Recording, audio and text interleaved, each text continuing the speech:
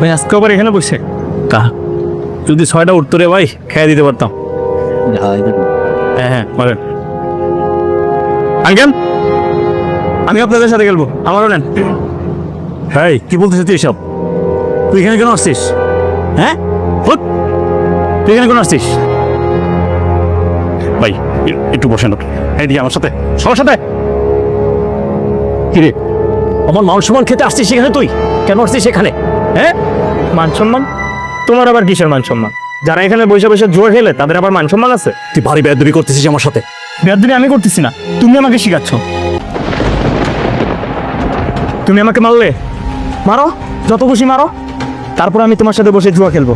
আমি রেকর্ড করে দিব বাপ ছেলে একসাথে বসে জুয়া খেলে, তাতে যদি তোমার কোনো শিক্ষা হয়। তোমাকে মা কতদিন বারণ করেছে? তোমার মাথা কি বিন্দু পরিমাণ টেনশন নাই?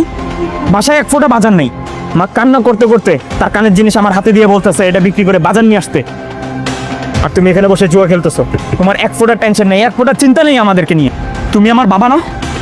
তুমি খেলতে পারলে আমিও খেলতে পারবো। তুমি যে শিক্ষাটা আমাকে দিবে সেই শিক্ষাই আমি শিক্ষিত হব। আমি আর এমনটা করবো না।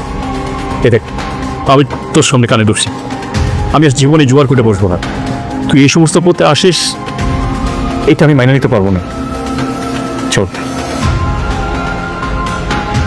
আমাদের সমাজে এরকম বাবারা বহু আছেন, তাদেরকে বলছি জোয়ান নেশায় পড়ে নিজে ধ্বংস হচ্ছেন, পাশাপাশি পুরো ফ্যামিলিটাকে ধ্বংস করে দিচ্ছেন।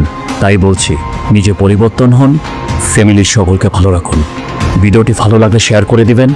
সবাই ভালো থাকবেন। আসসালামু আলাইকুম।